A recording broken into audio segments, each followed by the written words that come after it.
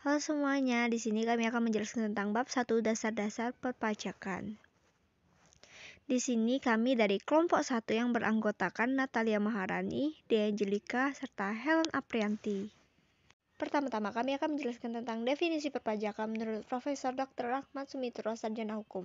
Pajak adalah peralihan kekayaan dari pihak rakyat kepada kas negara untuk membiayai pengeluaran rutin dan surplusnya digunakan untuk public saving yang merupakan sumber utama untuk membiayai public investment. Selanjutnya kita masuk ke ciri yang melekat pada definisi pajak. Pertama, pajak dipungut berdasarkan atau dengan kekuatan undang-undang serta pelaksanaannya. Kedua adalah pembayaran pajak tidak dapat ditunjukkan adanya kontra prestasi individual oleh pemerintah. Yang ketiga, pajak dipungut oleh negara baik pemerintah pusat maupun pemerintah daerah. Keempat, pajak diperuntukkan bagi pengeluaran-pengeluaran pemerintah. Selanjutnya kita masuk ke pungutan lain selain pajak. Beberapa pungutan tersebut yaitu bea materai, bea masuk dan bea keluar, cukai, retribusi, serta iuran. Fungsi pajak, fungsi budgetir atau sumber keuangan negara.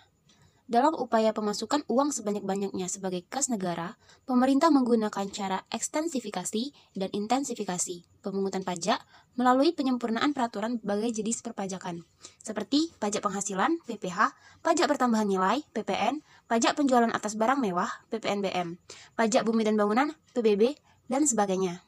Fungsi reguleran atau pengatur. Pajak sebagai alat untuk mengatur atau melaksanakan kebijakan pemerintah dalam bidang sosial dan ekonomi serta mencapai tujuan-tujuan tertentu di luar bidang keuangan. Penerapan pajak sebagai pengatur. Pertama, PPNBM dikenakan pada saat terjadi transaksi jual beli barang tergolong mewah. Kedua, tarif pajak progresif dikenakan atas penghasilan agar pihak yang memperoleh penghasilan tinggi memberikan kontribusi yang tinggi sehingga terjadi pemerataan pendapatan. Ketiga, tarif pajak ekspor 0% agar para pengusaha terdorong mengekspor hasil produksinya di pasar dunia sehingga memperbesar devisa negara. Pajak penghasilan atau penyerahan barang hasil industri tertentu seperti industri semen, kertas, baja, dan lainnya dimaksudkan agar terdapat penekanan produksi terhadap industri agar tidak mengganggu lingkungan dan menyebabkan polusi. Kelima, pengenaan pajak 1% bersifat final untuk kegiatan usaha dan batasan peredaran usaha tertentu dimaksudkan untuk penyederhanaan penghitungan perpajakan. Pemberlakuan tax holiday dimaksudkan untuk menarik investor asing agar menanamkan modalnya di Indonesia. Hukum pajak. R. Santoso Broto Diharjo menyatakan bahwa hukum pajak berkaitan erat dengan hukum perdata. Kebanyakan hukum pajak mencari dasar kemungkinan pemungutan atas kejadian-kejadian, keadaan-keadaan, dan perbuatan-perbuatan yang tercakup dalam lingkungan hukum perdata, seperti pendapatan, kekayaan, perjanjian, penyerahan, pemindahan hak waris, dan sebagainya. Namun, hukum pajak juga berkaitan dengan hukum pidana, seperti yang tercantum dalam Kitab Undang-Undang Hukum Pidana atau KUHP. Adapun pembagian hukum pajak. Pertama, hukum pajak material, yaitu norma-norma yang menjelaskan keadaan, perbuatan, dan peristiwa hukum yang dikenakan pajak, siapa yang harus dikenakan pajak, dan berapa besar pajaknya. Hal-hal yang termasuk dalam hukum pajak material antara lain, peraturan yang memuat kenaikan, denda, sanksi, atau hukuman, cara-cara pembebasan dan pengembalian pajak, serta ketentuan yang memberi hak tagihan utama kepada fiskus, contoh Undang-Undang PPh dan Undang-Undang PPN. Yang kedua yaitu hukum pajak formil, merupakan peraturan-peraturan mengenai berbagai cara untuk mewujudkan hukum material menjadi suatu kenyataan. Hukum ini memuat cara penyelenggaranya, kewajiban para wajib pajak, yaitu sebelum dan sesudah menerima surat ketetapan pajak, kewajiban pihak ketiga, dan prosedur dalam pemungutannya. Hukum pajak formil dimaksudkan untuk melindungi fiskus dan wajib pajak serta memberi jaminan bahwa hukum materialnya dapat diselenggarakan secepat mungkin. Adapun teori yang mendukung pemungutan pajak, yang pertama teori asuransi, menyatakan bahwa negara bertugas untuk melindungi orang dan segala kepentingannya, meliputi keselamatan dan keamanan jiwa dan harta bendanya. Yang kedua, teori kepentingan memperhatikan pembagian beban pajak yang harus dipungut dari seluruh penduduk. Yang ketiga yaitu teori gaya pikul, menyatakan bahwa dasar keadilan pemungutan pajak terletak pada jasa-jasa yang diberikan oleh negara kepada warganya, yaitu perlindungan atas jiwa dan harta bendanya. Yang keempat, teori kewajiban pajak mutlak atau teori bakti, bahwa karena sifat suatu negara, timbul hak mutlak untuk memungut pajak. Orang-orang tidak berdiri sendiri dan dengan tidak adanya persekutuan tidak akan ada individu. Persekutuan tersebut yang dimaksudkan adalah negara, berhak atas satu dan yang lain. Yang terakhir yaitu teori asas gaya beli. Maksud dari teori asas gaya beli ini yaitu pemungutan pajak disamakan dengan pompa, yaitu mengambil gaya beli rumah tangga dalam masyarakat dan membawanya ke arah tertentu. Lalu jenis-jenis pajak. Yang pertama menurut golongan. Ada pajak langsung, yaitu merupakan pajak yang harus dipikul sendiri atau ditanggung sendiri oleh wajib pajak dan tidak dapat dilimpahkan atau dibebankan kepada orang lain atau pihak lain. Contoh, pajak penghasilan. PPh ini dibayar atau ditanggung oleh pihak-pihak tertentu yang memperoleh penghasilan tersebut. Yang kedua, pajak tidak langsung, pajak yang pada akhirnya dapat dibebankan atau dilimpahkan kepada orang lain atau pihak ketiga. Pajak tidak langsung terjadi jika terdapat suatu kegiatan, peristiwa, atau perbuatan yang menyebabkan terutangnya pajak. Misalnya, terjadi penyerahan barang atau jasa. Contoh pajak tidak langsung tersendiri adalah PPN. PPN terjadi karena terdapat tambahan nilai terhadap barang atau jasa. Yaitu yang kedua, menurut sifat. Menurut sifat ini, contohnya pajak subjektif dan objektif. Pajak subjektif ini yaitu pajak yang pengenaannya memperhatikan keadaan pribadi wajib pajak atau pengenaan pajak yang memperhatikan keadaan subjeknya. Contoh, PPh. Pengenaan PPh untuk orang pribadi tersebut memperhatikan keadaan pribadi wajib pajak, status perkawinan, banyak anak, dan lainnya, untuk menentukan besarnya penghasilan tidak kena pajak. Lalu pajak objektif yaitu pajak yang pengenaannya memperhatikan objeknya, baik berupa benda, keadaan, perbuatan, maupun peristiwa yang mengakibatkan timbulnya kewajiban membayar pajak tanpa memperhatikan keadaan pribadi subjek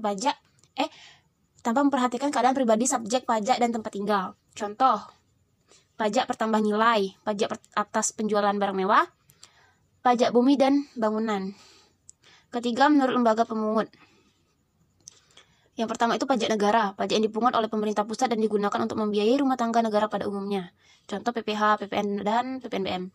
Yang kedua itu pajak daerah, pajak yang dipungut oleh pemerintah daerah, baik daerah tingkat 1 atau provinsi, maupun daerah tingkat 2, itu kabupaten atau kota, dan digunakan untuk membiayai rumah tangga daerah masing-masing. Pajak daerah ini diatur dalam Undang-Undang Nomor 28 Tahun 2009. Contohnya itu pajak kendaraan bermotor, bea balik nama kendaraan bermotor, pajak restoran, pajak parkir, pajak air tanah, pajak penerangan jalan. Sedangkan pajak provinsi meliputi pajak kendaraan bermotor dan kendaraan di atas air, pajak bahan bakar kendaraan bermotor, serta pajak pengambilan dan pemanfaatan air bawah tanah dan permukaan. Lalu pajak kabupaten tersendiri itu meliputi pajak hotel, restoran, pajak hiburan, pajak reklame, pajak bumi dan bangunan pedesaan. Tata cara pemungutan pajak. Yang pertama, sel-sel pajak. Yang kedua, asas pemungutan pajak. Yang ketiga, sistem pemungutan pajak. Yang pertama, sel-sel pajak terdiri menjadi 3. Yang pertama, sel-sel nyata atau real. Sel-sel ini menyatakan bahwa pengenaan pajak didasarkan pada objek yang sesungguhnya terjadi. Atau untuk PPh, objek adalah penghasilan. Contohnya, pajak penghasilan pasal 21, pasal 22, pasal 23, pasal 4 ayat 2, dan pasal 26. Yang kedua, sel-sel anggapan atau fiktif. Sel-sel ini menyatakan bahwa pengenaan pajak didasarkan pada suatu anggapan yang diatur oleh undang-undang. Contohnya, angsuran bulanan PPh pasal 25. Yang ketiga, sel-sel campuran. Sel-sel ini menyatakan bahwa pengenaan pajak didasarkan pada kombinasi antara sel-sel nyata dan sel-sel anggapan. Yang kedua, asas pemungutan pajak. Asas pemungutan pajak terdiri menjadi 3. Yang pertama, asas domisili atau asas tempat tinggal. Asas ini menyatakan bahwa negara berhak mengenakan pajak atas seluruh penghasilan wajib pajak yang bertempat tinggal di wilayahnya, baik penghasilan yang berasal dari dalam maupun luar negeri. Asas sumber. Asas ini menyatakan bahwa negara berhak mengenakan pajak atas penghasilan yang bersumber di wilayahnya tanpa memerhatikan tempat tinggal wajib pajak. Kemudian yang terakhir, yang ketiga, asas kebangsaan. Asas ini menyatakan bahwa pengenaan pajak dihubungkan dengan kebangsaan suatu negara. Yang ketiga, sistem pemungutan pajak. Sistem pemungutan pajak terdiri menjadi 3. Official Assessment System. Sistem pemungutan pajak yang memberi wewenang aparatur perpajakan untuk menentukan sendiri jumlah pajak yang terhutang setiap tahunnya sesuai dengan peraturan perundang-undangan perpajakan yang berlaku. Yang kedua, Self-Assessment System. Sistem pemungutan pajak yang memberi wewenang wajib pajak dalam menentukan sendiri jumlah pajak yang terhutang setiap tahunnya sesuai dengan peraturan perundang-undangan perpajakan yang berlaku. Yang ketiga, Withholding System, yaitu sistem pemungutan pajak yang memberi wewenang kepada pihak ketiga yang ditunjuk untuk menentukan besarnya pajak yang terhutang oleh wajib pajak, sesuai dengan peraturan perundang-undangan perpajakan yang berlaku. 2. Ajaran yang mengatur timbulnya hutang pajak. Yang pertama, ajaran material. Ajaran yang menyatakan bahwa utang pajak timbul karena diberlakukannya undang-undang perpajakan. Yang kedua, ajaran formil. Ajaran yang menyatakan bahwa utang pajak timbul karena dikeluarkannya surat ketetapan pajak oleh Fiskus atau pemerintah. Berakhirnya utang pajak terdiri dari 4. Yang pertama, pembayaran, kompensasi, kadaluarsa, dan yang terakhir pembebasan atau penghapusan.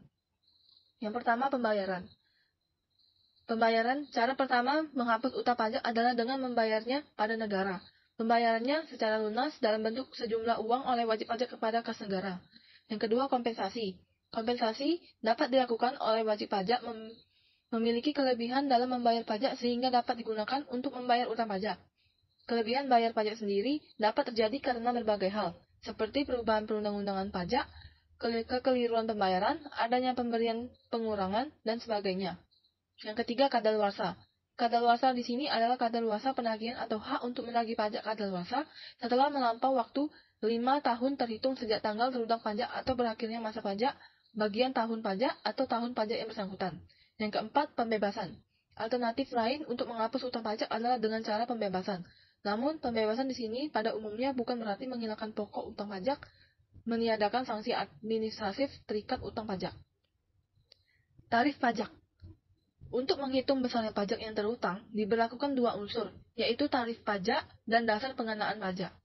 Tarif pajak dapat berupa angka atau persentase tertentu. Jenis tarif pajak dibedakan menjadi tarif tetap, tarif proporsional atau sebanding, tarif progresif atau meningkat, dan tarif degresif atau menurun. Jenis tarif pajak. Jenis tarif pajak terbagi menjadi 4. Tarif tetap, tarif proporsional, tarif progresif, dan tarif degresif. Yang pertama, tarif tetap. Tarif tetap adalah tarif berupa jumlah atau angka yang tetap, berapapun besarnya dasar pengenaan pajak. Yang kedua, tarif proporsional atau sebanding. Tarif proporsional yaitu tarif berupa persentase tertentu yang sifatnya tetap terhadap berapapun dasar pengenaan pajaknya. Yang ketiga, tarif progresif atau meningkat. Tarif berupa persentase tertentu yang semakin meningkat dengan semakin meningkat dasar pengenaan pajak. Yang keempat, tarif degresif atau menurun. Tarif berupa persentase tertentu yang makin menurun dengan makin meningkatnya dasar pengenaan pajak. Sekian dari presentasi kelompok kami. Jika ada kesalahan dalam kata-kata, mohon dimaafkan. Sekian dan terima kasih.